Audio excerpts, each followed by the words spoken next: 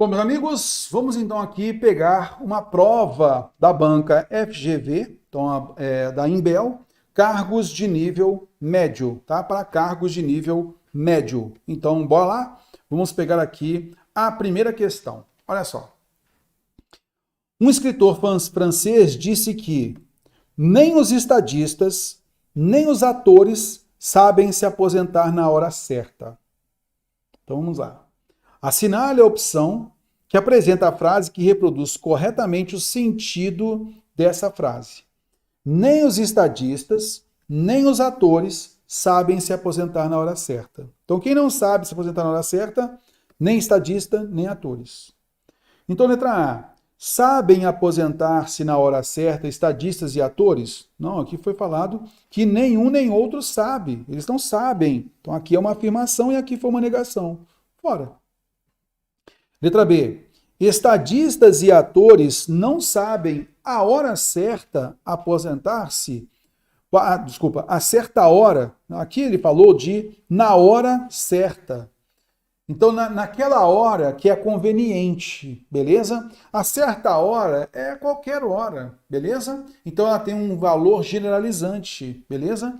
Então, eles não sabem a certa hora aposentar-se. Não é a certa hora, a qualquer hora, beleza? Há uma hora detalhada. Mas a ideia aqui é na hora específica, naquela hora ideal. A hora certa é a hora ideal e não certa hora. Certa hora não transmite essa mesma ideia de sentido, ok? Então, fora. Alternativa C. Os estadistas e também os atores sabem aposentar-se na hora certa. Não, eles falaram que não sabem. Fora. Aí nós temos a expressão não só estadistas, mas também os atores não sabem se aposentar na hora certa. Não só, mas também. Expressão correlativa de adição, e como no sujeito, e aqui nós negamos a ação de saber, né? A ideia de saber. Então, não sabem se aposentar na hora certa. Então, preserva a mesma ideia. Nem os estadistas, nem os atores sabem se aposentar na hora certa. É o mesmo de não só os estadistas, mas também os atores não sabem se aposentar na hora certa. Beleza? Então, a alternativa D de dado é a melhor resposta. Não sabem aposentar-se a certa hora.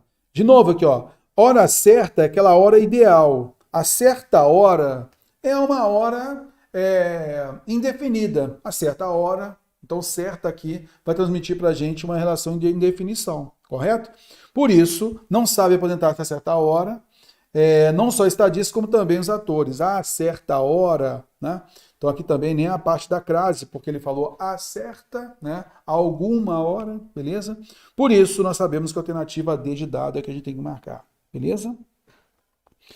2. Com essa frase, ele quer dizer que o ex-ministro da Fazenda do Brasil, Roberto Campos, diz certa vez que a burrice não tem fronteiras ideológicas.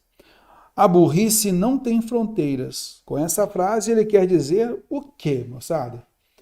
A burrice não tem fronteiras ideológicas. Tá legal? Então, a burrice está em qualquer lugar. Não tem fronteira, né? Então não tem a fronteira de uma área para outra área. Concorda comigo? Então a burrice não tem fronteiras ideológicas. Há pessoas burras em todas as ideologias. Não há fronteira, todo mundo, né? Há pessoas burras em todas as ideologias, é essa a ideia. Então não há fronteira ideológica, correto? Porque, não, nessa ideologia aqui, ó, nós temos a delimitação aqui, ó, temos uma fronteira aqui. Então aqui não entra burro, não entra burro, não. Não há fronteiras ideológicas, né? Então, há pessoas burras em qualquer ideologia, em todas as ideologias. Então, gostei da A, beleza? A burrice está ausente de algumas ideologias? Se ela está ausente é porque há fronteiras. Aqui ele falou que não tem fronteiras? Sim. A burrice é elemento distintivo nas ideologias. Então ele quis dizer isso, a burrice não tem fronteiras, né, ideológicas. Isso significa que em qualquer ideologia há burrice, né? Então significa que a burrice é elemento distintivo nas ideologias, então significa o seguinte, ó, que a ideologia burra e a ideologia que não seja burra, aí haveria fronteira. Então não cabe também. Nenhuma ideologia mostra burrice em teus atos. Então há uma fronteira aqui. Né? Ele falou que não tem fronteira.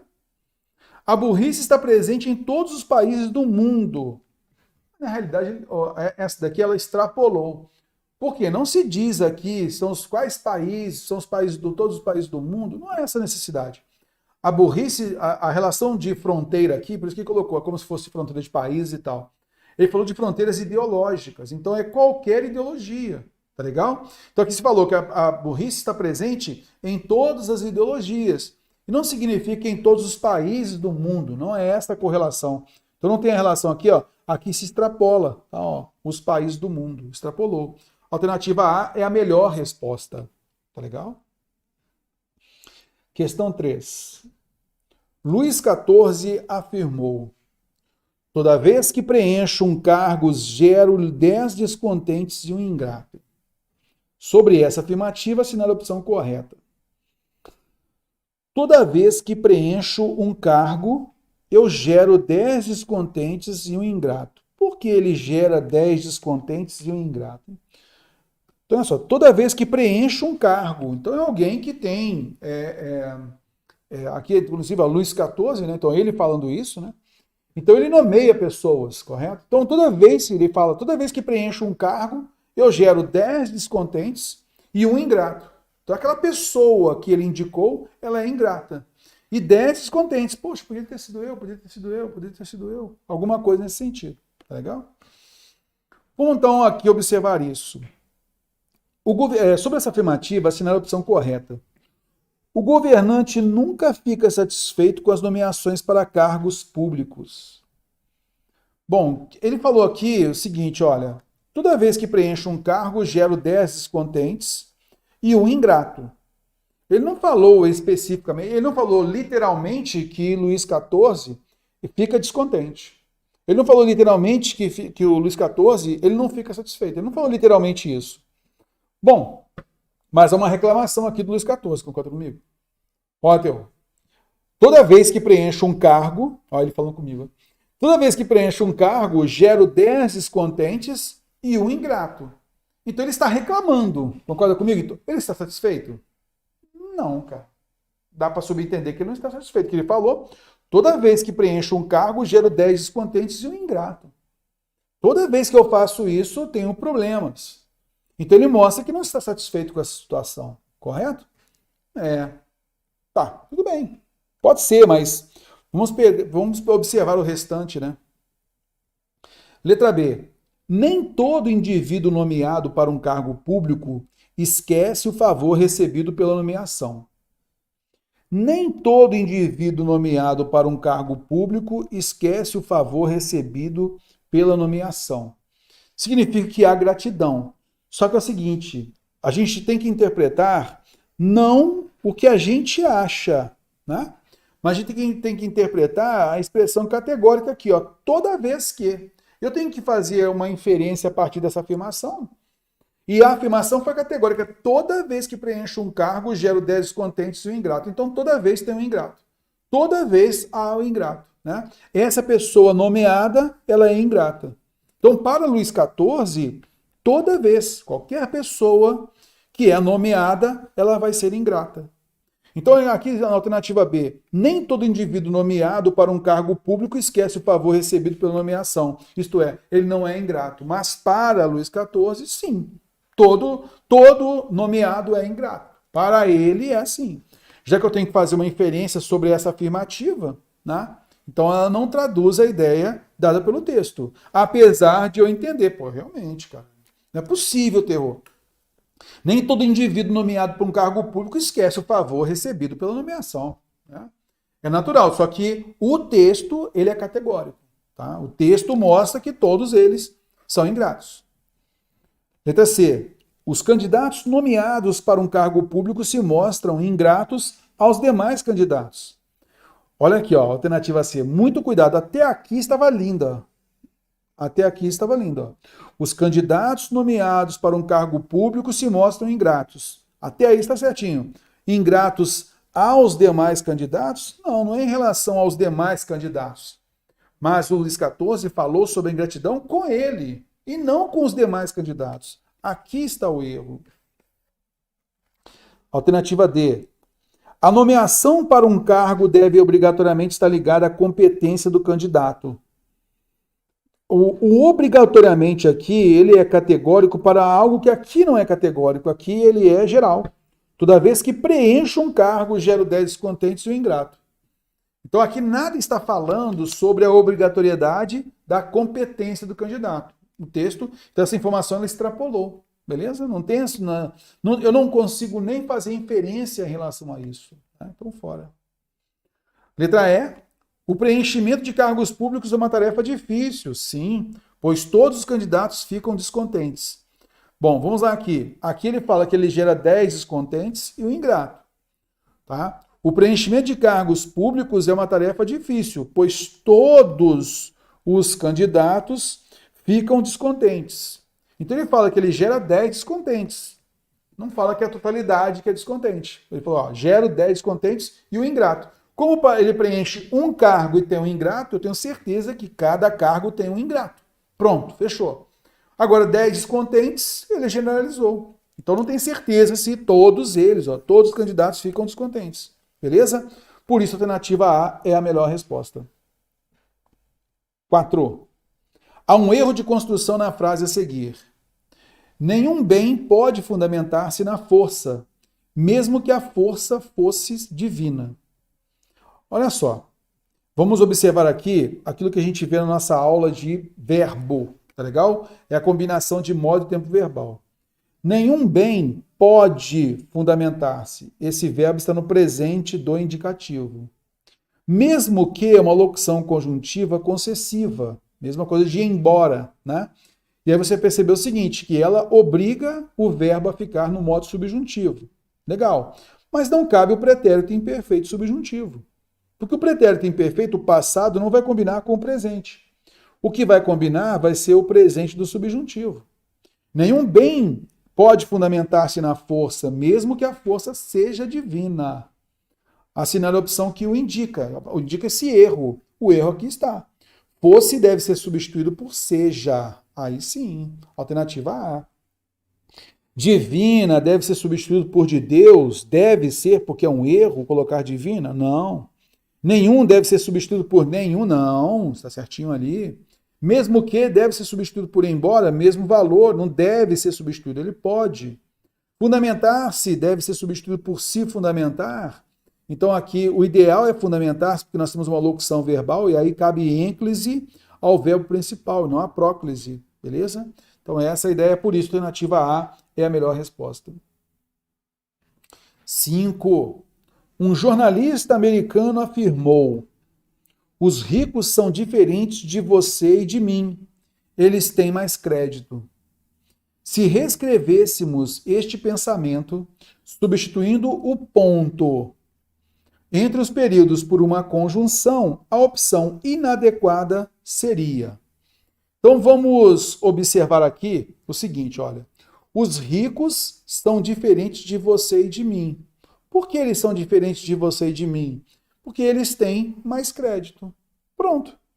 Então a gente vai entender com a expressão, já que nós temos aqui um ponto final, né, uma estrutura e outra, eu vou entender a relação independente aí, né, de independência sintática.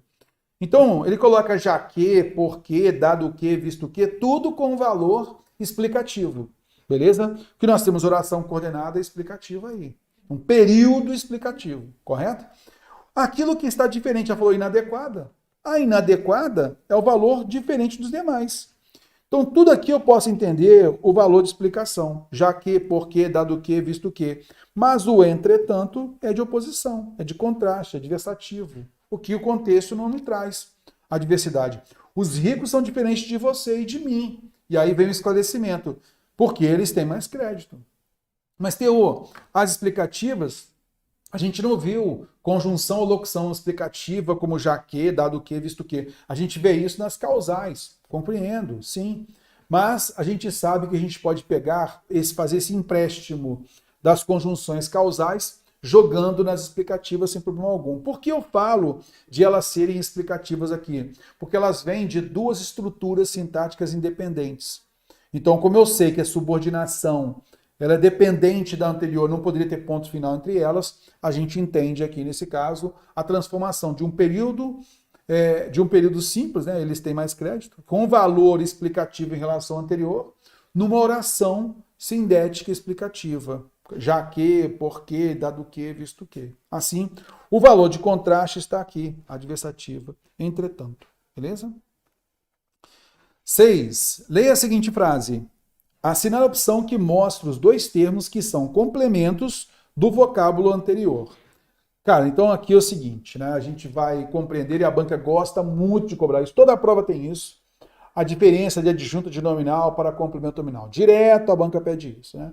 E aí você vai se lembrar daquilo que a gente comentou, dessa diferença. Então, a gente tem uma base. E a partir dessa base, a gente vai jogando com as alternativas sempre, tá legal?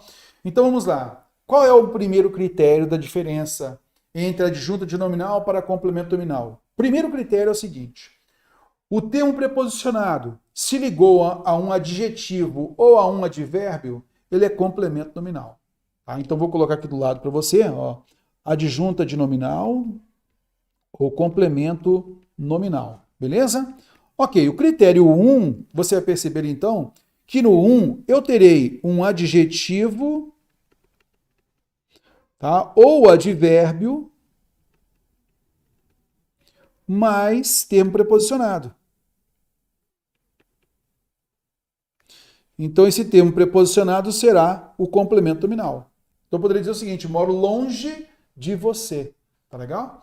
Ou então, sou obediente à lei. Obediente é um adjetivo, a lei é complemento nominal. Pronto, é só isso, tá? Critério 1, matamos aí. Aí você vai perceber, opa, se é complemento nominal, eu sei que a preposição foi exigida pelo nome anterior. Adjetivo ou advérbio. Pronto, tranquilo. Outro detalhe também importante. Pô, Terror, então tá bom.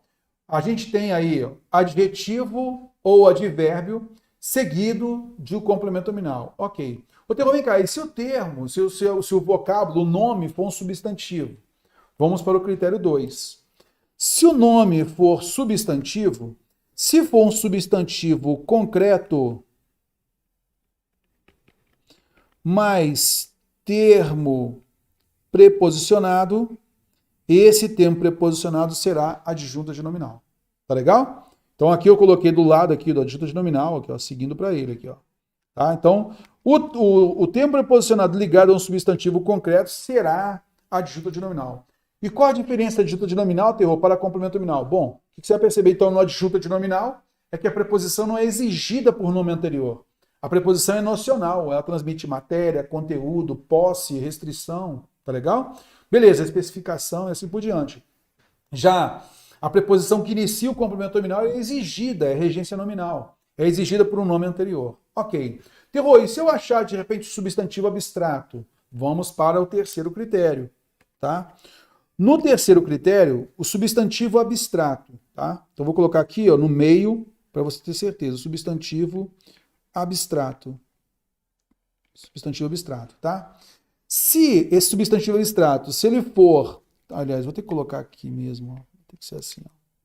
Será o abstrato, eita, substantivo abstrato mais termo preposicionado agente. Aí nós temos adjunta de nominal. Se eu tiver substantivo abstrato, eita, vou colocar o exemplo já já, tá? Se tiver substantivo abstrato mais termo preposicionado paciente, eu tenho complemento nominal. Já está no campo do complemento nominal. Tá aqui, ó. Beleza? Aqui, adjunta de nominal. Show? Então vamos colocar o exemplo aqui. O exemplo que a gente deu, né, no nosso resumo também na parte sintática, o verbo construir, ele gera o substantivo abstrato construção. Então eu tenho o substantivo abstrato construção. Construção do engenheiro, eu tenho essa preposição aqui, do engenheiro. Do engenheiro é agente, o engenheiro constrói. Então eu tenho uma adjunta de nominal. Significa então que essa preposição de, ela foi exigida pelo nome construção? Não. Ela determina, ela inicia o adjunto nominal. E ela tem um valor semântico de agente. Pronto. Ô, Terror, e agora construção do prédio. Agora eu sei que o prédio é construído. A preposição de, ela tem valor semântico? Não, ela é preposição relacional. Ela foi exigida pelo nome, pelo substantivo abstrato construção. Então ela foi exigida pelo nome. É o caso de regência nominal. Tá legal? Então o que a questão pede é justamente isso, que você perceba. Olha, a história é testemunha do passado. Testemunha do passado. Então, ó, do passado. Qual é a relação de do passado com testemunha? É de adjunto de nominal ou de complemento nominal? Luz da verdade é adjunto de nominal ou complemento nominal? Vida da memória é adjunto de nominal ou complemento nominal? Mestra da vida, adjunto de nominal aqui, o da vida, adjunto de nominal ou complemento nominal? Anunciadora dos tempos antigos, adjunto de nominal ou complemento nominal? A gente sempre fica na dúvida, é natural isso acontecer, beleza? Ok, então vamos lá, vamos tentar entender aqui o seguinte, olha, a história, aí a questão pede, ó, assinale a opção que mostra os dois termos que são complementos do vocábulo anterior. São complementos, então tem que ter dois complementos nominais. Pronto, é isso que a gente tem que achar aqui, dois complementos nominais. Então vamos lá, e aquilo que a gente tem certeza, depois a gente vai eliminando alternativas, tá? A história é testemunha do passado. Ela testemunha o passado, ela vai testemunhar o passado. Ah, sim, Theo. Então o passado é testemunhado. Testemunha é um substantivo abstrato, concorda comigo? E do passado é um termo paciente. O passado é testemunhado. Se é um termo paciente, é complemento nominal. Ah, cara, sim, de acordo com o critério 3 aqui, ó. Complemento nominal. Então ele pede, ó, são complementos do vocábulo anterior, então, cara, tem que ser complemento nominal. Então, onde é que tem do passado aqui? Ó? Tem aqui do passado. Tá aí, do passado. Tem um aí. Ok. Luz da verdade. Veja que luz é um substantivo concreto. Luz é substantivo concreto. Tá? Você vê a luz. Substantivo concreto vai estar onde, então? Aqui, ó. No critério 2. Substantivo concreto, luz. E da verdade, aqui, ó. Adjunta de nominal. Ah, rapaz, da verdade, então, é adjunta de nominal. Então, eu vou grifar o adjunta de nominal, ó. Da verdade, adjunta de nominal. Beleza? Show de bola, tranquilo. Vida, ó. A história é testemunha do passado. A história é luz da verdade. É vida da memória. Vida é substantivo concreto, moçada. Vida, tá legal? Ah, Terror, mas aí tem viver, né? Então tem o verbo viver, o nome de viver é vida. Há uma relação nesse caso aí, que vai depender até um pouco do contexto, né? Para você perceber, vem cá, vida é a ação de viver ou é a vida em si, né? Que aí é um substantivo concreto, beleza? Então a gente sempre fica fica pendurado, beleza? Nessa acepção aí. Então nesse caso, entendendo aqui, vida, eu tenho dúvida na memória aqui, Terror, se é vida da memória e tal. Mas vamos lá. Se você pensasse assim, ó, viver a memória, a história é viver a memória, é isso? Ou é a vida da memória? A memória tem vida. Olha a relação de a memória ter vida, que ela é agente. Se você pensa a vida como algo abstrato, veja que a memória tem vida. Você percebe aí, nesse caso, uma relação de agente. Então, memória, da memória, é agente. Então, neste contexto, você percebe aqui o adjunto adnominal da memória. Tá legal? Da memória, adjunto adnominal, ok, tranquilo. Mestra da vida. Ela é mestra da vida. Então, nesse caso aqui, ela é mestra. A história é mestra. Ela é testemunha do passado, ela é luz da verdade, ela é vida da memória. Ela é mestra da vida. Cara, então é o seguinte, ela é mestra, ela ensina a vida, algo nesse sentido assim, né? Ela é a mestra da vida. Então ela ensina essa vida. Será que é essa ideia? Então, eu poderia entender, então, de repente, da vida como sendo um complemento nominal, ela sendo a mestra da vida, né? Só que a relação que a gente percebe aqui, que ela é mestre, ela é guia da vida, né?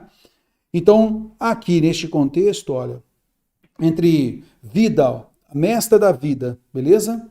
Da vida. Então ela pode guiar a nossa vida, por isso ela é a mestra da vida. A vida é guiada. Não consigo falar a guia é mestrada, né? Mas eu consigo entender aí mestra como uma relação. Eu poderia entender aí, nesse caso, como um substantivo, né? Mestra como um substantivo abstrato, porque não é a mestra aquela pessoa, a mulher em si, né? Então é aquela que guia, ela é a guia da vida, ela vai guiar a vida, né? Então eu consigo entender isso legal, não consigo? Gostei, então.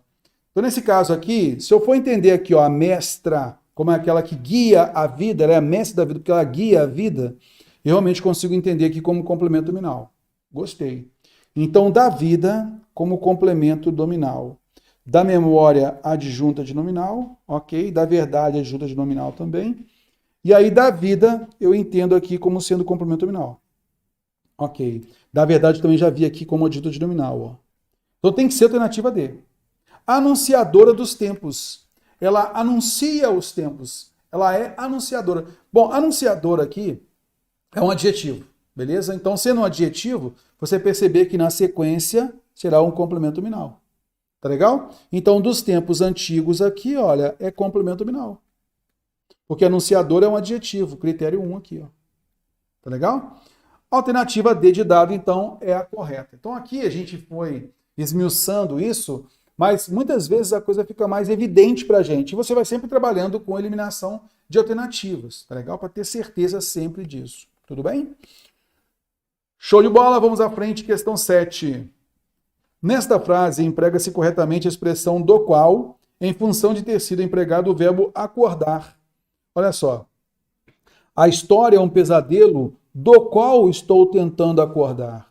Eu estou tentando acordar de alguma coisa. Né? Então, do qual aqui é o objeto indireto.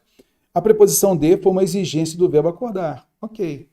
Assinale a opção em que o termo sublinhado está empregado corretamente. Então, vamos lá.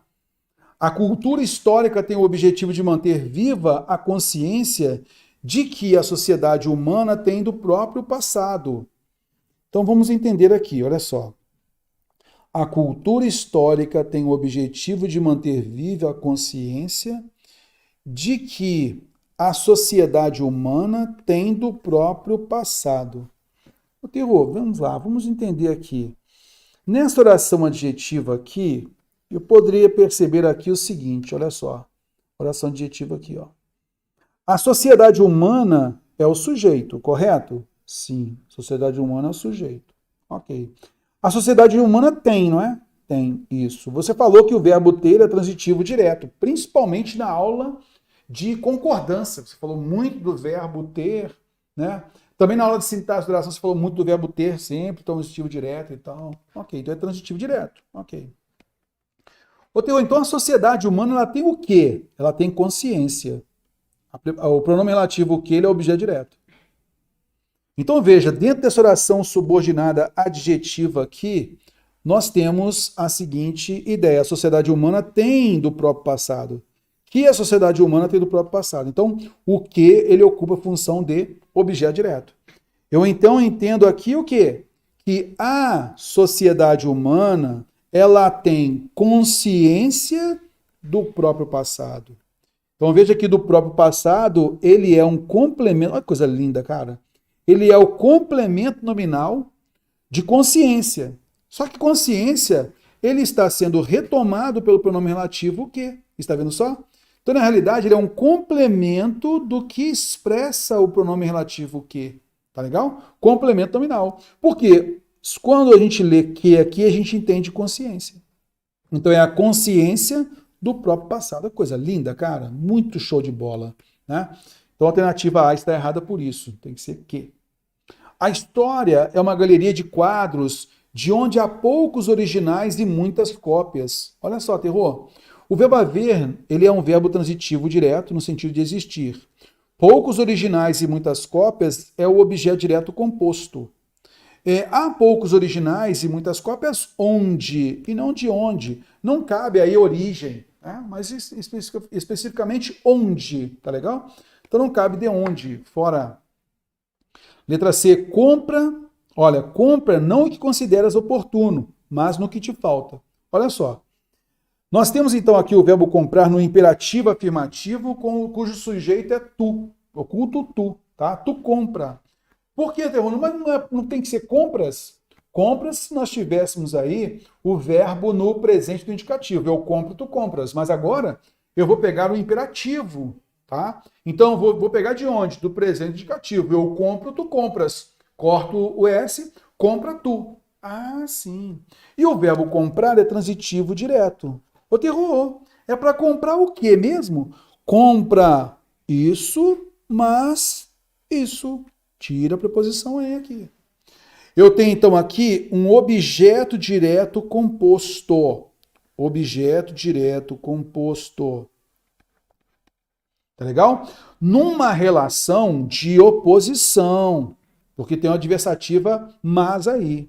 E você vai perceber que o que está agora aqui em cor amarela é uma oração subordinada adjetiva restritiva, que a gente entende sendo uma extensão do objeto direto, que é o pronome demonstrativo o. Tá legal? Aqui, ó. Então, compras o quê? Compras não aquilo que consideras oportuno, mas aquilo, segundo o núcleo do objeto direto composto, aquilo que te falta. Ah, sim, por isso que não cabe em. Adiante. A maior parte das coisas de que dizemos e fazemos não é necessária. Cara, nós dizemos muitas coisas que não são necessárias. Nós fazemos muitas coisas que não são necessárias. Tá vendo só? Então, olha, a maior parte das coisas que dizemos e fazemos não é necessária. Tá legal? Então, dizemos e fazemos transitivo direto, por isso não cabe de quê. Letra E. Esses são os problemas de que devemos falar na reunião. Quem fala pode falar de problemas. Concorda comigo? Nós devemos falar de alguma coisa, dos problemas. Então, cabe a preposição de aqui, numa boa alternativa é. Questão 8. Segunda norma culta, assinale a frase em que o demonstrativo sublinhado está bem empregado. Então, me ajuda aí. Nada é gratuito nesse mundo em que vivemos. Então, vamos perceber aqui rapidinho o emprego do pronome demonstrativo, que eu acho que é isso que vai trabalhar aqui, então. Então, olha só. Primeira coisa, recurso deítico de lugar. Vou levar em consideração sempre o locutor e você interlocutor. Eu sou locutor, então aquilo que está comigo eu vou empregar como isto, esta, este. Esta caneta é minha. Aquilo que está com você agora, essa caneta é muito bonita. Essa que está com você, essa caneta é muito bonita. E a caneta que está distante de nós dois, aquela caneta. Chamamos isso então de recurso deítico de lugar. Este, esta, isto com o locutor, esse, essa, isso com o interlocutor, aquele, aquela, aquilo, distante dos dois. Temos o recurso deítico de tempo, a relação agora é tempo. Então aquilo que nós vivemos, aquilo que está em evolução, nós usamos este, esta, isto. Esta aula que está em vigor agora. Essa aula passada. Então eu uso esse, essa, isso. Aquela aula anterior é o passado remoto. Então usamos o recurso deítico de tempo. Este, esta, isto para aquilo que está em desenvolvimento. Esse, essa, isso para aquilo que é do passado. Aquele, aquela, aquilo é um passado remoto. Show? Usamos também o recurso do discurso. Qual é o recurso de discurso? É o recurso anafórico e catafórico. Quando eu retomo um elemento, eu uso esse, essa, isso. Tá legal? Quando eu projeto um elemento, eu uso este, esta, isto. Regência. Essa é a minha dúvida. Eu retomei regência, essa é a minha dúvida. Esse é o recurso anafórico. Tenho esta dúvida, projeto com sinal de 2 pontos, recurso catafórico. Então é este, esta, isto. Quando eu tenho 2 elementos anafóricos a serem retomados, cada um em contraste, eu visitei as cidades A e B. A e B. Eu quero retomar a última, eu vou usar nesta cidade. Eu quero retomar a primeira, eu falo naquela cidade. Tranquilinho? Show de bola? Então vamos agora entender aqui, olha só. Segunda norma culta, assinar a frase em que o demonstrativo sublinhado está bem empregado. Nada é gratuito neste mundo. É o mundo atual. É neste mundo em que vivemos. É o mundo atual. Beleza? Recurso deítico de tempo. Este, esta, isto. Ok. É preciso sempre desculpar-se por ter agido bem. Nada fere mais do que isso. Olha só. é preciso sempre desculpar-se por ter agido bem. Nada fere mais do que isso, do que precisar desculpar-se por ter agido bem. Nada fere mais do que isso. Isso retoma toda a estrutura anterior. É um recurso anafórico, beleza? De maneira geral. Então a gente vai empregar esse, essa, isso. A alternativa B é correta. Marido e mulher amavam os hóspedes porque sem aqueles acabavam brigando. Então olha só. Marido e mulher amavam os hóspedes. Por que eles amavam os hóspedes? Porque sem estes, isto é, os hóspedes, acabavam brigando. Tá legal? Beleza? Então é recurso anafórico da retomada do último elemento, estes, e não aqueles. Isto que é estrangeiro tem gente. Opa! Isto que é estrangeiro tem sempre uma aparência aristocrática para nós. Na realidade, aqui é o tom genérico do pronome demonstrativo aquilo. Aquilo que é estrangeiro, que vem antes do pronome relativo que, tá legal? Poderia colocar assim, ó, o que é estrangeiro tem sempre uma aparência aristocrática para nós. Também poderia colocar o quê? Aquilo que é estrangeiro. Mas o isto que não é o caso, né? Não quero que as pessoas sejam muito gentis. Isso retoma toda a estrutura anterior, recurso anafórico, né, do discurso. Isso me poupa do trabalho de gostar muito delas. Tranquilo? Então, alternativa B de bola. Questão 9. Assinale a frase em que todos os termos estão empregados em sentido lógico, sem exemplos de linguagem figurada. Então, vamos lá. A questão, então, aqui pediu os termos que estão em sentido lógico, sentido literal, sem exemplos de linguagem figurada. Tá legal? Sentido conotativo e tal. Então, vamos lá. Alternativa A. A ignorância não é inocência, mas pecado. A ignorância... A ignorância ser inocência ou não ser inocência, né? Tem algum sentido literal aí, Terror? Poxa, a pessoa... Eu poderia entender o seguinte, que a pessoa ignorante não necessariamente seria uma pessoa inocente. Não diretamente falando da ignorância e da inocência. Concorda comigo? Mas esse ato ser um pecado, alguma coisa nesse sentido. Então não é literal, concorda comigo? Ok. Vamos pegar a próxima, olha só. A cultura é o melhor conforto para a velhice. Literalmente falando, qual é o conforto para a velhice? Literalmente falando, coloque num bom sofá, bem confortável, né? Sim, Terror. Bom, confortável. Então, literalmente é isso, né? Literalmente, estou sentado ali num sofá, num bom colchão, né? Aí realmente é um conforto. Mas aqui ele acabou colocando que a cultura que é o conforto, né? Acaba sendo uma linguagem figurada, né? Nem mesmo os deuses lutam contra o destino. Então veja, os deuses lutarem contra o destino. Então, primeiro, a ideia de Deus lutar, né? A ideia de Deus lutar. Então, algo literal, o que acontece é o seguinte, ó, ficaria no campo concreto, que é da luta, os deuses lutarem, com o destino, que é algo abstrato. A gente compreende também que é uma linguagem figurada, beleza? Misturando o concreto com o abstrato, não é? Ok. É melhor saber coisas inúteis do que não saber nada. Olha, saber algo, né? Ou não saber nada. Saber algo ou não saber nada. Coisas inúteis aqui não é objeto. A coisa não é objeto, mas ela está no sentido céu, no seu sentido natural. Coisa. Algo que não é sabido, né? Ou algo que seja sabido, tá? Coisa aí é no sentido de algo. Pronto, tá? Beleza, então é melhor saber coisas inúteis, então saber algo do que não saber nada. Basicamente é isso que ele quis dizer. É melhor saber algo do que não saber nada. Tá legal? Beleza. Então aqui, literalidade, a gente consegue perceber aqui. As raízes da cultura são amargas, mas os frutos são doces. Isso aqui fica bem natural, né? Raiz da cultura, se fosse uma planta, né? Se fosse uma árvore, a cultura fosse uma árvore, teria raiz, mas não tem. Então sobra para a gente a alternativa D de dado, tá? Na analogia que a gente fez aqui, tá? Então ela pede o seu sentido lógico, o seu sentido literal, tá? E sem exemplos de linguagem figurada. Então a alternativa D é a melhor resposta. A questão 10. Quando o mar está calmo, todo mundo pode ser timoneiro.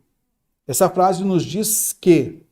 Então, olha só, quando o mar está calmo, todo mundo pode ser timoneiro. Então, quando as coisas estão tranquilas, todo mundo pode dar palpite, né? Todo mundo pode ser bem visto naquela situação. Concorda comigo? Então, se está tudo tranquilo, né? Qualquer um pode se valer disso e falar, não, a gente está fazendo um bom trabalho e tal. Normal, né? Então, quando o mar está calmo, todo mundo vira timoneiro. Então, para lembrar, né, o timoneiro é aquele que guia o barco, né? Ok, então quando o mar está calmo, todo mundo se atreve a ser timoneiro. Todo mundo pode ser timoneiro. Mas quando o bicho pega, opa, só mesmo quem sabe, não é?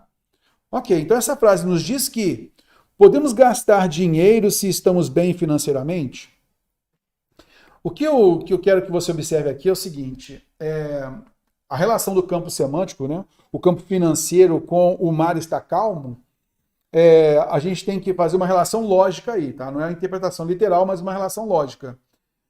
Eu entendo a alternativa A como possível aqui, tá? Porque é o seguinte, olha só.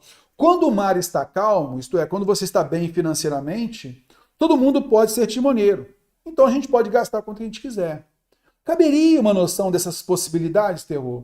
Olha só, se nós estamos bem financeiramente, então nós podemos ter o gasto e tal. Eu vou eliminar a alternativa A logo de cara? Não, não vou eliminar, tá? Não vou eliminar logo de cara, não. Ok, então a alternativa A gente percebe aqui. Ok, tranquilinho. Todos mostramos qualidades se a situação nos favorece. Opa! Aqui fica bem evidente pra gente, olha só. Se a situação nos favorece, isto é, quando o mar está calmo, significa que a situação nos favorece. Se a situação nos favorece, todos mostramos qualidade. Todo mundo pode ser timoneiro. Quando o mar está calmo, todo mundo pode ser timoneiro. Se a situação nos favorece, todos mostramos qualidades. Todos nós podemos ser timoneiros. Todo mundo mostra qualidade, né? Percebeu como a alternativa B se encaixa? Ela abraça, né? Esse dito aqui, ó. Quando o mar está calmo, isto é, se a situação nos favorece, todo mundo pode ser timoneiro. Isto é, todos nós mostramos qualidades. Todo mundo mostra qualidade. Até numa relação aqui categórica, né? Olha, todo mundo, todos mostramos. Está vendo só? Todo mundo apresenta qualidade se a situação nos favorece. Todo mundo pode ser timoneiro quando o mar está calmo. Alternativa B, cara, adorei a alternativa B. Não vou casar com ela, mas eu gostei muito da alternativa B. Ninguém quer viajar quando o mar está em tempestade. Aqui não fala do mar em tempestade, aqui está falando do mar calmo, né? Situação tranquila, e aqui numa situação difícil. Nunca devemos recuar diante de um perigo. Então aqui é na questão de a gente avançar sempre, né? E não temer, mas essa relação de temeridade aqui não é o caso aqui. Devemos nos preparar para sermos úteis, então a questão de planejamento e preparação também está fora. Então o que você teria dúvida seria na alternativa A e B. Só que a alternativa B, ela agasalhou mesmo, né? Ela combinou perfeitamente com o dito. E aqui, se estamos bem financeiramente, tem relação com o mar estar calmo. Mas aqui é a possibilidade de guiar. E aqui é gastar, né? Então, aqui nesse caso, se estamos bem financeiramente, nós conseguimos controlar nossas finanças. Poderia ser assim, né? Porque nós podemos ser os timoneiros das nossas finanças, tudo bem. Mas agora, poder gastar seria a mesma coisa de nós falarmos que o timoneiro pode correr bastante no mar. Não tem essa relação. Aí, a melhor relação, alternativa B. Tranquilinho? Show de bola? A gente finaliza aqui esse nosso bloco. Já já a gente volta.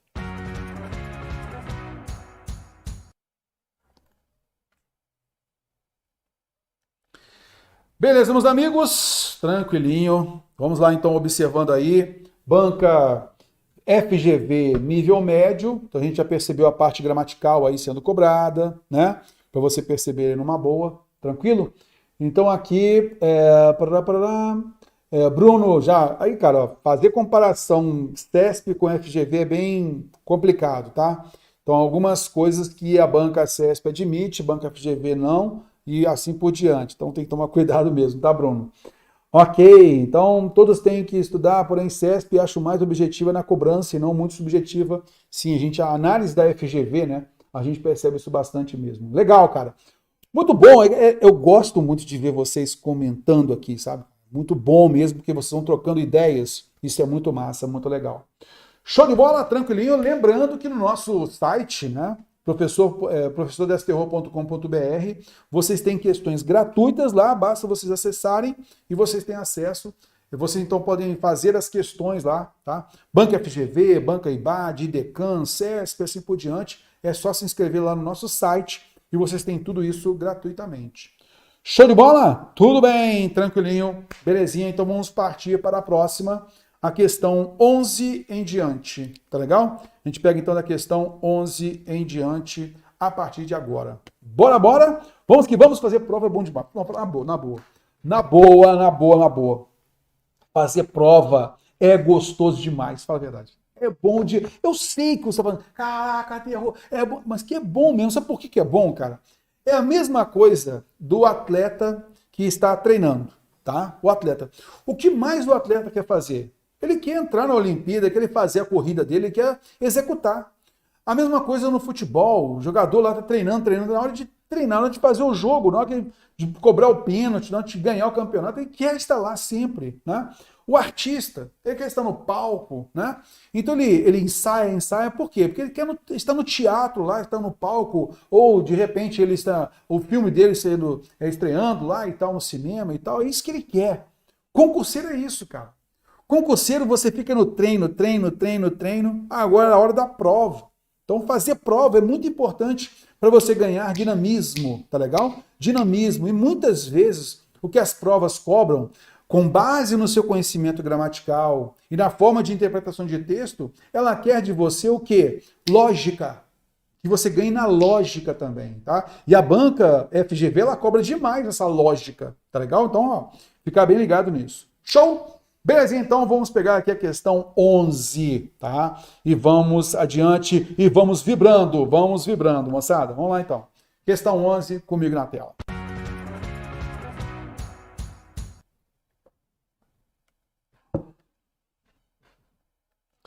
Bom, pessoal, então vamos lá? Pegando aqui a questão 11. É bom demais fazer prova, fala a verdade. É bom demais. A gente fica treinando, mas quando a gente faz a prova, fica muito bom. Então vamos lá? Pegando aqui a questão 11. Onde intervém o favor e as doações, abate-se os obstáculos e desfaz-se as dificuldades. Bom, aqui então nós temos que observar o seguinte, tá? Temos uma primeira oração aqui, onde intervém o favor e as doações. Então, como nós temos aqui possivelmente um ponto final antes disso daqui, né, que iniciando uma frase, o onde, a gente entende que o onde não é um pronome relativo. Não é um pronome relativo porque teria ali uma vírgula ou uma oração anterior ali. Mas está iniciando um período, então é um advérbio, tá? Um advérbio de lugar. O onde, ele é entendido como advérbio interrogativo de lugar, mas aqui nós temos um ponto final, então não está perguntando nada, né? Então, advérbio de lugar. Vamos lá, então. Onde intervém o favor e as doações, aqui nós temos o favor e as doações, tá? O favor e as doações é o sujeito composto. Sujeito composto, então é natural que esse verbo tivesse o acento circunflexo, concorda comigo? Porque ele concordaria com a totalidade do sujeito composto. Porém, ele concorda com o primeiro dos núcleos, favor, que é singular aí, ó. Está vendo só? Onde intervém o favor e as doações. Está vendo só? Beleza, então ele está correto. Ele poderia estar no plural, mas também pode ficar no singular, porque ele concorda com o mais próximo, a concordância atrativa, né? Abate-se os obstáculos e desfaz-se as atividades. O verbo abater é transitivo direto, assim como o verbo desfazer também é transitivo direto. Com isso, o pronome ser é apassivador. O pronome ser é apassivador. Os obstáculos e as dificuldades são sujeitos pacientes, fazendo com que esses verbos se flexionem. Abatem-se os obstáculos, desfazem-se as dificuldades, isto é, os obstáculos são abatidos, as dificuldades são desfeitas. Por isso, nós temos que colocar esses dois verbos aqui no plural. Em termos de norma culta, podemos dizer que as três formas sublinhadas estão corretas? Não, somente a primeira. As três formas sublinhadas estão incorretas? Não, somente a primeira está correta e as duas últimas incorretas. Somente as duas primeiras formas estão corretas? Não, somente a primeira está correta. Somente as duas últimas formas estão corretas? Não, elas estão incorretas. Somente está correta a primeira forma, alternativa é. Beleza? É ela, então, que a gente marca. Show de bola, então? Tranquilinho? Deu para a gente perceber, então, aqui esta questão 11, alternativa é. Beleza? Então, você viu aí o motivo, abatem-se, desfazem-se. Tá legal? Show de bola, questão 12. Não sei ver nada do que vejo. Vejo bem apenas o que relembro. A mesma relação entre as formas verbais sublinhadas se repete de forma correta em... Cara, é o seguinte. Não sei ver. Ver é um verbo no infinitivo. Tá? É a forma nominal infinitiva, tá? Então, infinitivo. Não sei ver nada do que vejo. Vejo é um verbo no presente do indicativo. Tá legal? Beleza. A mesma relação entre as formas verbais sublinhadas se repete de forma correta em. Então, olha só. Não sei fazer nada do que vejo. Faço apenas o que relembro. Então, fazer infinitivo, faço o presente indicativo. Beleza? Com isso, a gente nota que a alternativa A é a correta. Beleza? Agora, olha só. Prover. Provo. Prova é de provar. É o presente indicativo do verbo provar. Concorda comigo? Verbo prover, não, tá? Então, eu provejo. Ele é conjugado da mesma forma do verbo ver, tá legal? Então, no presente indicativo, né? Eu provejo, tá? Prover, eu provejo, não eu provo, fora. Comprar é o infinitivo, tudo bem, mas comprei é o pretérito perfeito do indicativo. O certo é comprou, e não o pretérito perfeito do indicativo comprei. Trazer. Trazer é infinitivo, né? Então, o verbo trazer, então normalmente eu trago. Então, trazer, trago. E não trazia, que é pretérito imperfeito indicativo. Fora. Dizer. Dizer é o infinitivo, certinho. Eu digo. Diz é a terceira pessoa do presente indicativo. Está vendo aí? Por conta disso, nós notamos a alternativa A como a correta. Show? Beleza, então, questão 13. Olha lá. Na frase acima, o conector que mostra seu valor semântico corretamente é. Então, vamos observar esses valores aí, tá? Minha história foi composta como uma aquisição para a eternidade, não para ser ouvida por ocasião do triunfo na competição de um dia. Na frase acima, o conector que mostra seu valor semântico corretamente é. Então, vamos observar aqui, olha só. Vamos perceber aqui nessa 13. Vamos atentar aqui a isso, tá? Minha história foi composta como uma aquisição, tá? Ela foi composta, foi constituída, foi composta como uma aquisição. Terror, poderia ser modo aqui, o como sendo modo? A intenção aqui é uma ideia de comparação. É a comparação hipotética vista na nossa aula de orações subordinadas, adverbiais, tá? As comparativas. Minha história foi composta como ela foi composta, compuseram a minha história assim, né? Então, minha história foi composta como se fosse uma aquisição para a eternidade, entendeu? É mais ou menos essa ideia, como se fosse uma aquisição. Então, esse como, ele traduz uma ideia de comparação, e não de modo, tá? Beleza. A próxima. Então, o como não é modo. O como é uma comparação hipotética. Tá? É basicamente isso. Para, então aqui o para, olha, é uma aquisição para a eternidade. Né? É uma aquisição, terror, para a eternidade. Para a posteridade, para a eternidade. Poxa, então, para é um direcionamento. E eternidade, para a eternidade não é a tempo? Poxa, mas para terror não é normalmente ideia de finalidade ou de destino? Sim, mas o destino não é o tempo? O destino não é a eternidade? Rapaz, até que eu gostei. Pode até ser mesmo, né? Até que gostei. Vamos lá. Então aqui, para a eternidade, eu vou entender o para a eternidade aqui como uma ideia de tempo. Caberia sim a ideia de tempo no para inicial aqui, ó. Vamos à frente. Não para ser ouvida. Aqui esse para aqui, ó, não é direção. Eu sei que eu posso guiar para a rua da esquerda, né? Uma ideia então de direção. Mas aqui você vai perceber é uma aquisição para a eternidade, não para ser ouvida, não com essa finalidade. Concorda comigo? Aqui é finalidade. Não para ser ouvida, não com essa finalidade, então não cabe direção. Não para ser ouvida por ocasião do triunfo. Cara, o por terror é causa normalmente. O por normalmente é causa. Estou aqui por algum motivo, é causa, né? Beleza, mas por ocasião, nessa ocasião é tempo, beleza? Por ocasião do triunfo, então é tempo, não cabe aí a ideia de causa, é tempo. Mesma coisa de tempo aqui. Na competição de um dia também é tempo, né? Então não é propriedade, é tempo. Então a alternativa B de bola é a melhor resposta. 14. Assinale a opção que mostra a maneira de reescrever essa frase que modifica o seu sentido original. Tá legal? Que modifica o seu sentido original. Vamos lá, que modifica, tá? Ó, que modifica sentido. Então vamos lá.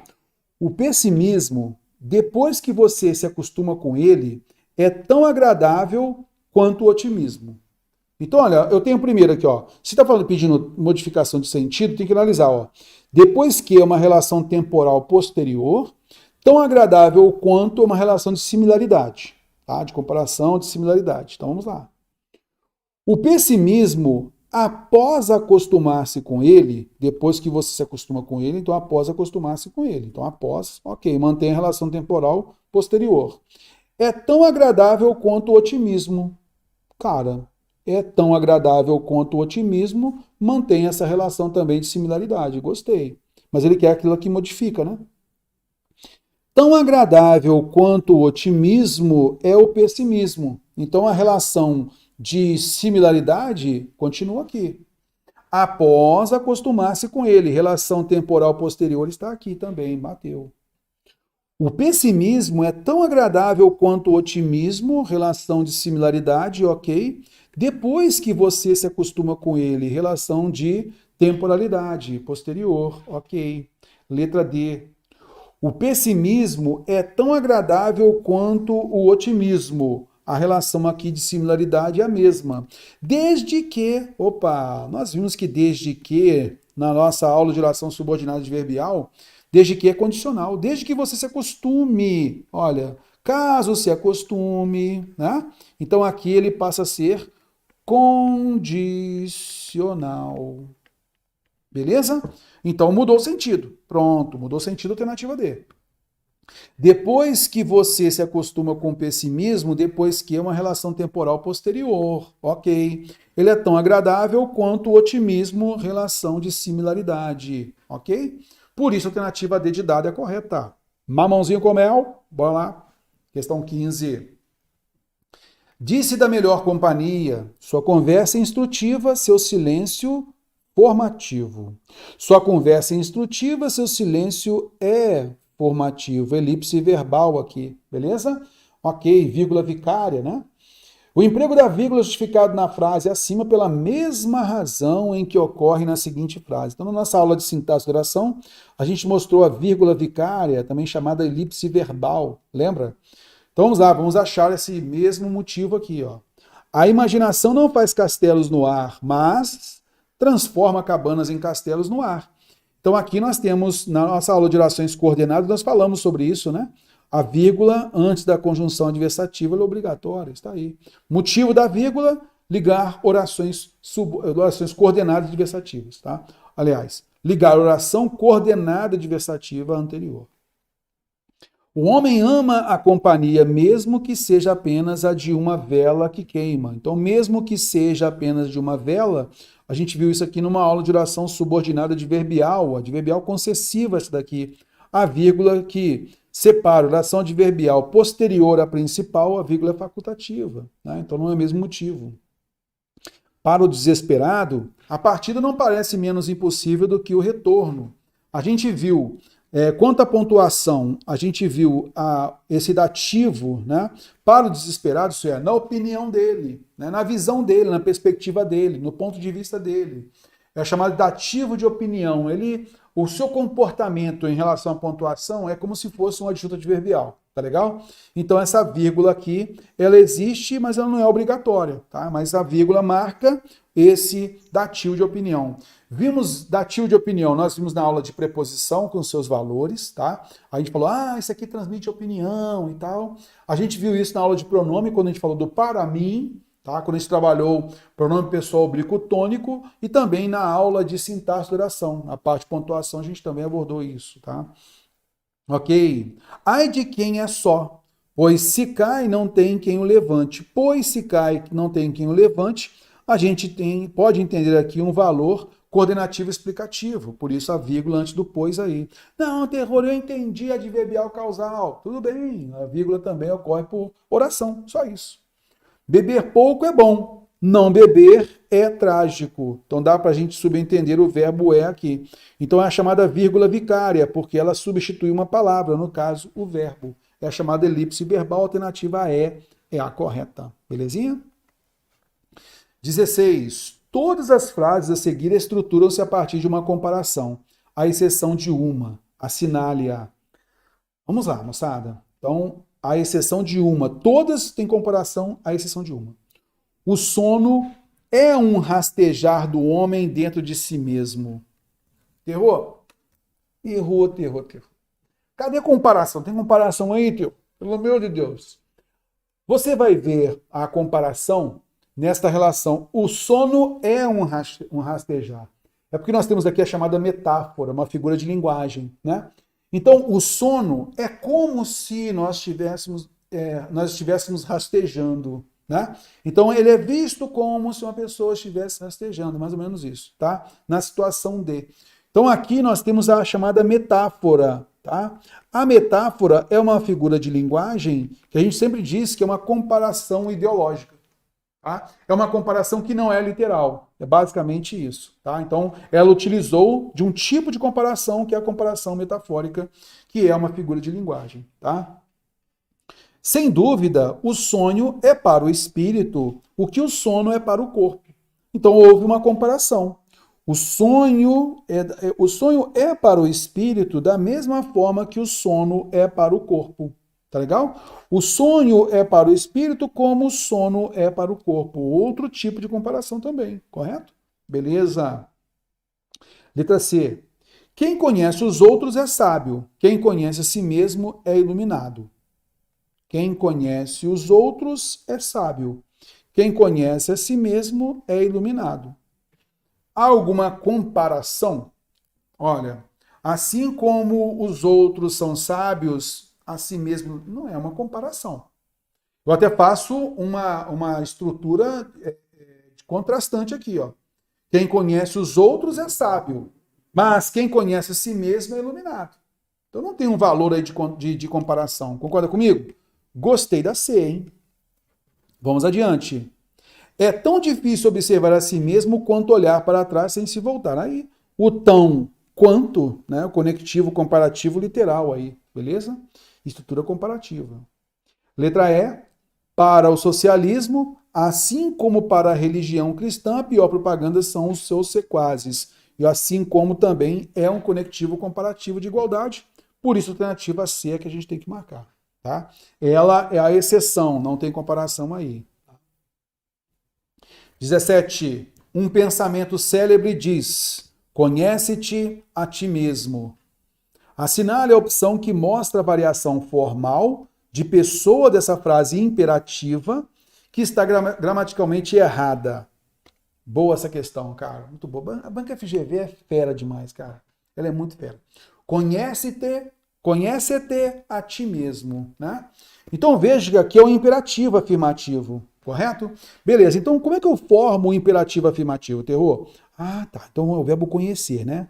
Então vamos usar aqui o presente do indicativo, tá? Como é que eu vou formar? Vamos lembrar lá na nossa aula de verbos, flexão dos verbos, tá? Então eu vou formar o imperativo, ó, imperativo afirmativo aqui, tá? Para eu formar o imperativo afirmativo, eu preciso lembrar do presente do indicativo. Por quê? Pelo seguinte, o imperativo afirmativo, ele não tem a primeira pessoa do singular. Ele vai ter a segunda, tu, né? A terceira agora vai ser você. A primeira do plural, nós. A segunda, vós. A terceira, vocês. Lembra? Tranquilo. E a gente vai tirar do presente indicativo o tu e o vós. Então vamos lá. O verbo é conhecer. Eu conheço. Eita, eu conheço. Tu conheces. Tirei o S, vai ficar o quê? Conhece tu. Ele conhece. Nós conhecemos. Vós conheceis. Eles conhecem. Conheceis, você tira o S, vai ficar o quê? Conhecei vós. Ok. Agora eu faço o quê? Eu vou para o presente do subjuntivo, lembra? No presente subjuntivo, talvez eu conheça, talvez tu conheças, talvez ele conheça, talvez nós conheçamos, talvez vós conheçais, talvez eles conheçam. Tá legal? E aí a gente vai fazer o quê? Olha, se eu peguei o tu e o vós do presente do indicativo, beleza? Nas segundas pessoas aqui, eu não tenho a primeira pessoa, então vou ignorar o conheça aqui, tá? Não vou pegar aqui o conheças, porque já tenho o tu, e nem o conheçais, que eu já tenho o vós. O restante é só copiar. Então, conheça você, conheçamos nós, conheçam vocês. Tá legal? É só copiar mesmo. Então, vamos lá. Aqui se diz na alternativa A, olha só, conheçamo-nos a nós mesmos. Então, conheçamo-nos, olha aqui, ó. Nós conheçamos, olha, conheçamo-nos. Quando eu tenho o mos mais nos ou vos, eu tiro o S. Conheçamo-nos. Certíssimo, tá? Alternativa A está linda. É isso aí, certinho. Conheçam-se a vocês mesmos. Então, olha só, conheçam-se, né? A vocês, certinho, né? Então, estaria escrito aqui, o conheço estaria escrito aqui, né? Ó, certinho aqui. Beleza, então, conheçam-se a vocês mesmos, certinho. Conhecei-vos, olha só, conhecei-vos a vós mesmos, conhecei-vos, certinho, ok. Conheça-se, conheça-se, conheça-se a você mesmo, certinho, tranquilo. Conheço, ó, imperativo afirmativo tem a primeira pessoa? Não, terror. Conheço-me a mim mesmo, eu deixei de ter um imperativo e passei a ter agora uma afirmação. Conheço-me a mim mesmo. Não. Aqui ele determina. Aqui é o imperativo afirmativo. Conhece-te a ti mesmo. Se eu falo conheço-me a mim mesmo, eu mudo, deixo de ter imperativo. Por isso, a alternativa errada, a alternativa é. Show de bola? Então, digamos assim, todas as formas estão corretas na flexão. Todas elas estão corretas na flexão. Porém, o último não é imperativo, como pediu aqui a questão, é frase imperativa. Tá legal? Cuidado, tá? 18. Assinale a opção que apresenta o pensamento que se estrutura a partir de uma oposição. Me ajuda aí. A ciência comete suicídio quando adota um credo. Então, o quando, né? Olha, o quando adota um credo é o tempo, né? Então, não é uma oposição. Não há nenhum mal no átomo, apenas na alma dos homens. Não há nenhum mal no átomo, né? Apenas na alma dos homens. Então, aqui é oposição? Não, não há nenhum mal no átomo, mas há, né, na alma dos homens. Então, nesse caso aí, eu posso entender ter uma relação de adversidade, de contraste, mas de oposição, eu não tenho aí, nesse caso, olha só, existe uma relação aí de mal no átomo e mal e alma dos homens. Não tem nenhuma relação aqui de oposição, de choque de ideias, beleza? Ok, até caberia o mas aí, ó.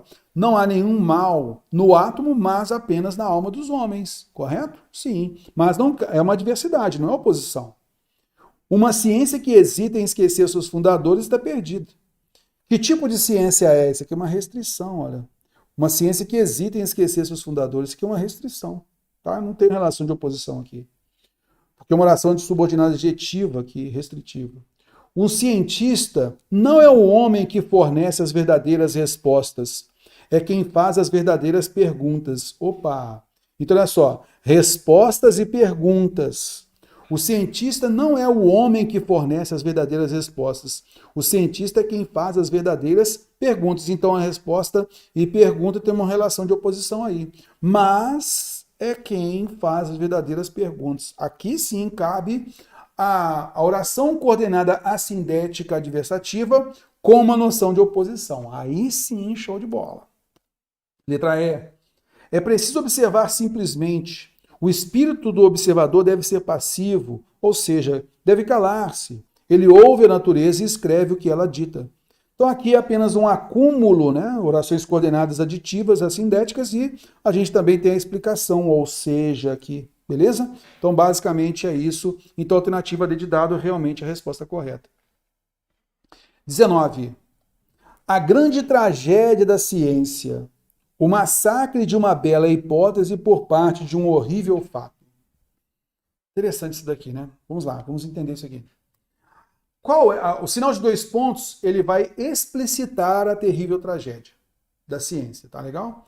A grande tragédia da ciência, 2 pontos, ele vai explicitar para a gente. Qual é a grande tragédia da ciência?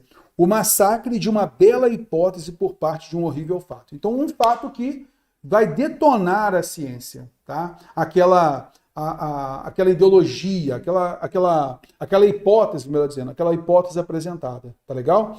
Então, a grande tragédia da ciência é quando há um fato que vai massacrar a hipótese. Basicamente é isso. Esse pensamento confirma um problema da investigação científica. Poxa, ele evidencia um problema da investigação científica. Qual é? De repente é uma hipótese muito bem bolada, mas os fatos contra-argumentam isso, chocam com essa hipótese, né?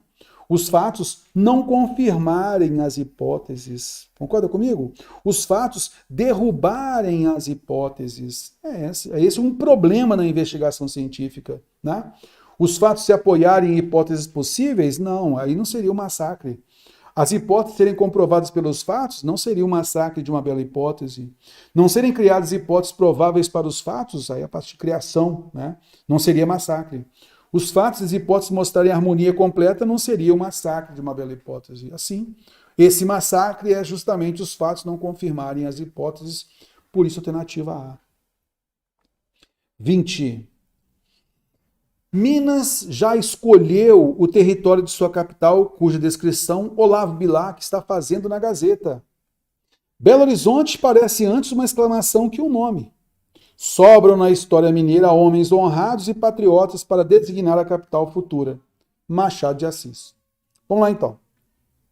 Aqui se faz o seguinte, ó, pode-se deduzir da leitura desse segmento que... Então vamos entender aqui essa fala de Machado de Assis, tá? Minas já escolheu o território de sua capital, cujo nome Olavo Bilac está fazendo na Gazeta. Tá? Então, ele está descrevendo, melhor dizendo, não o nome, né? Mas está descrevendo, tá? Na Gazeta. Belo Horizonte parece antes uma exclamação que um nome. Então, Olavo Bilac provavelmente tenha dado o nome Belo Horizonte, né, para a cidade, tá? E aí ele coloca pra gente, olha, Belo Horizonte parece antes uma exclamação que um nome, né? Belo Horizonte, que belo horizonte, parece mais uma exclamação do que propriamente um nome. E na visão de Machado de Assis, ele queria que houvesse algum nome da história mineira para dar nome a essa cidade, né? A capital. Então ele coloca assim, né, numa crítica, sobram na história mineira homens honrados e patriotas para designar, para ter como nome da capital futura, tá legal? Para designar. Então, sobram na história homens honrados e patriotas para ter o nome na capital de Minas Gerais. Então foi uma crítica que ele fez, né? Porque ele sugere que Belo Horizonte não seria um bom nome, segundo ele. É mais uma exclamação. E o nome ficou muito legal, né? Beleza, então vamos lá. Pode-se deduzir da leitura desse segmento que Olavo Bilac já havia escrito um poema sobre a capital, sobre a futura capital. Ele não quis dizer que ele escreveu um poema em si, né? Mas que o território de sua capital, cuja descrição Olavo Bilac está fazendo na Gazeta, não propriamente que ele já havia escrito um poema sobre a futura capital. Não há elemento no texto para nos comprovar isso. Letra B. Machado de Assis já havia apontado um nome patriótico para a futura capital? O Machado de Assis já havia apontado antes um nome patriótico para a futura capital? Não. O que ele disse aqui no texto é que há homens honrados e patriotas que podem designar, podem ter o nome na capital, podem nominar a capital, só isso. Isso não quer dizer que ele já havia apontado um nome patriótico. Um nome patriótico não significa necessariamente que seria o nome de honrados e patriotas mineiros, tá legal? Não necessariamente. Então, falar que ele já havia apontado, não há elementos no texto, nenhum elemento no texto marcando essa anterioridade aqui. Então, havia apontado, lembrando, né, é o mais que perfeito composto, tá? Então, o Machado já havia apontado anteriormente, não há nenhum dado no texto que nos comprove que ele já havia dado algum nome anterior. Fora. Ele só deu essa ideia aqui, ó. Agora, né? E não antes. Letra C. Belo Horizonte não era visto por Machado como um bom nome para a futura capital mineira. E a gente consegue perceber isso pelo contexto, né? A gente consegue notar isso pelo contexto, olha só. Ele coloca pra gente que Belo Horizonte parece antes uma exclamação que um nome. Então não seria, na visão dele, não seria um nome de cidade.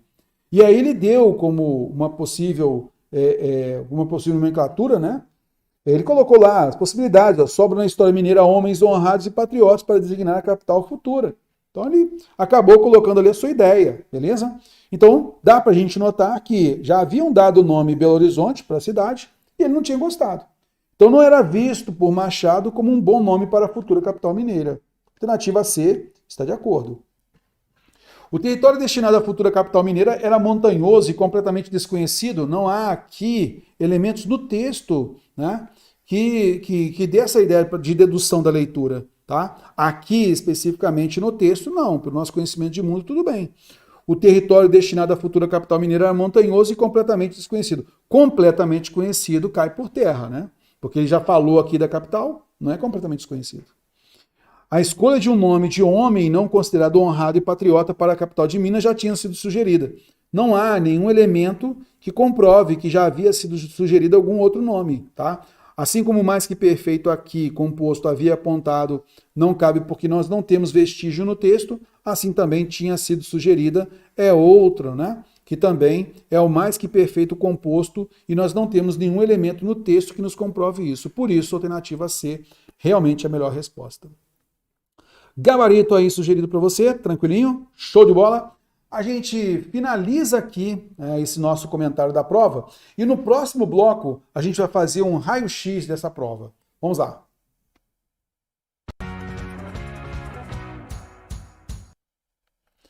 Bom, pessoal, então a gente vai agora trabalhar, vai mostrar aqui para você aquilo que estava previsto na prova. Tá?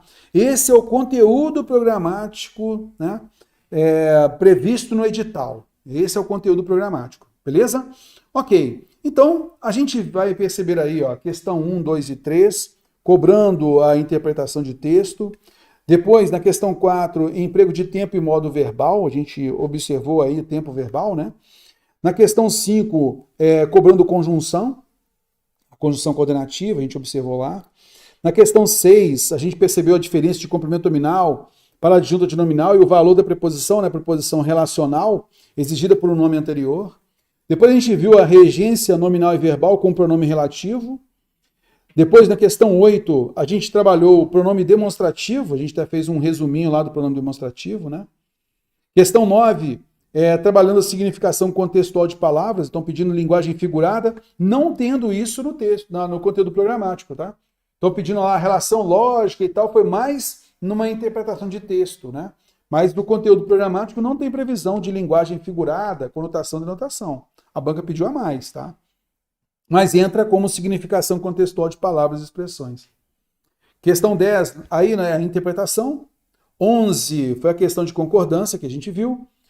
12, emprego de tempos e modos. Então, basicamente, o reconhecimento lá na primeira pessoa do presente indicativo, lembra? E o infinitivo. Questão 13, pedindo valores de preposição e conjunção. Né? A gente viu lá o como e assim por diante. 14, pedindo equivalência e transformação de estruturas, a gente observou lá o valor, o desde que é condicional, lembra? Questão 15, pediu a elipse verbal, Então é a pontuação a vírgula vicária, lembra? A questão 16, pedindo o processo de coordenação e subordinação. E nesse caso você notou aí pedindo a comparação. A questão 17, pedindo emprego de tempos e modos verbais. Aí sim foi a flexão verbal no imperativo, lembra? Ah não, aí é o outro mesmo, a flexão verbal no imperativo. Que a gente fez inclusive lá, como a gente montou lá o imperativo e tal. Questão 18, operadores sequenciais, isto é, conjunções. E questão 19 e 20, interpretação de texto. Vamos mapear o que realmente caiu. Então estava previsto lá, por exemplo, ortografia, situação, não caiu. Flexão nominal lá no substantivo, do adjetivo, né? Não caiu. A flexão verbal, isto é, o verbo irregular e tal, na banca não pediu tanto isso, tá? Não pediu isso. Estrutura e formação de palavras, que a banca costuma cobrar, mas não cobrou.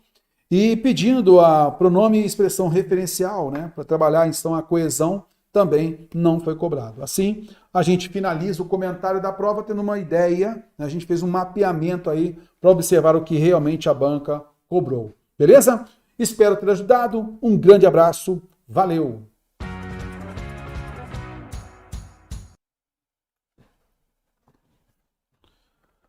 Belezinha, meus amigos? Show de bola, então. Tranquilinho, né? Então a gente consegue finalizar aqui a nossa aula numa boa, tá? Só para poder saber se vocês entenderam legal, ok. Alguns falando aí que o áudio não está bom, é isso? Bom, eu estou fazendo o teste aqui do áudio, está tudo normal. Opa, alô, alô, alô, tá tudo normal, tranquilinho. Bom, meus amigos, galera do Português Iracem, sabendo que hoje, 19 horas, temos aula de redação do nosso curso de redação, beleza? Mas essa é uma aula interna somente para a galera do Português Iracem, tá legal? Show de bola! E para vocês que ainda não fazem parte do nosso grupo do Português Iracem, que não está no nosso curso, né?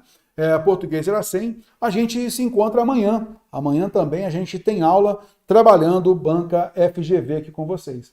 Show de bola? Espero ter ajudado vocês. Começamos com a prova de nível fundamental, entramos com a prova de nível médio e amanhã a gente já trabalha com prova de nível superior. Show de bola? Grande abraço, valeu, tudo de bom e a gente se vê. Galera do Português Iracem, aula hoje, 19 horas de redação comigo, hein?